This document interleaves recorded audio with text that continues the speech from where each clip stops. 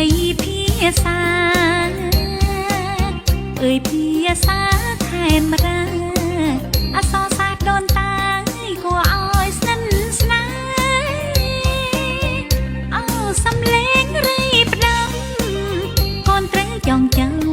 បណ្ដាំពុកម៉ែអោសំលេងរីផ្ដាំកូនត្រូវចងចាំបណ្ដាំពុកម៉ែអើយជួយរាំងសាថែវប្បធម៌កែខ្មែរឲ្យបានគង់វង្ស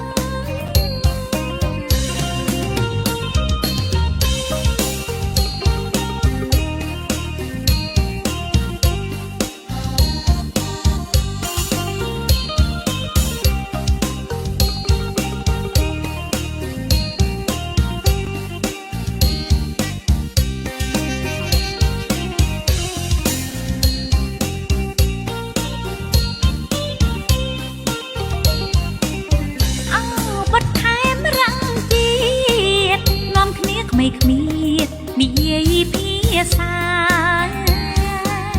អោបត់ថែមរងជាតិនាំគ្នាគ្មាននិយាយភាសា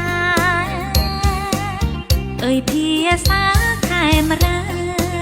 អក្សរសាស្ត្រដូនតាគួរឲ្យស្និទ្ធស្នាលអោសំលេងរីផ្ដាំកូនត្រូវចងចាំបណ្ដាំពុកម៉ែអោសំលេងរីផ្ដាំកូនត្រូវចងចាំបណ្ដាំពុកម៉ែអើយជួយរៀនសាថែ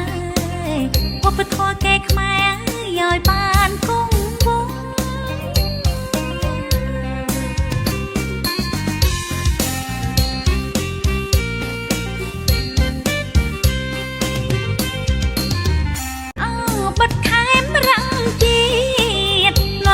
ไม่គ្មាននិយាយភាសា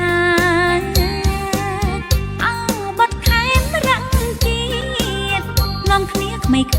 ននិយាយភាសាអើយភាសាខេមរាអក្សរសាស្ត្រដូនតាគួរឲ្យស្និទ្ធស្នាលអោសំលេងរីផ្ដាំកូនត្រូវចងចាំបណ្ដាំពុកម៉ែអោសំលេងរីផ្ដាំកូនត្រូវចងចាំបណ្ដាំពុកម៉ែអើយជួយរាំងសាថែវប្បធម៌កែខ្មែរឲ្យបានគង់វង្ស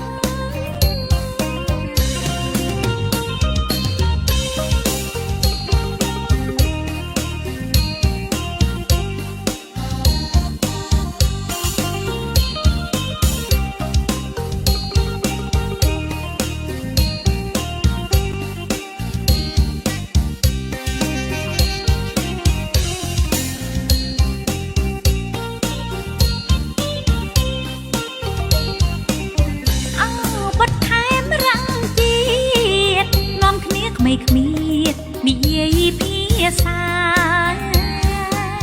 អោបត់ថែមរងជាតិនាំគ្នាគ្មាននិយាយភាសាអើយភាសាខេមរាអក្សរសា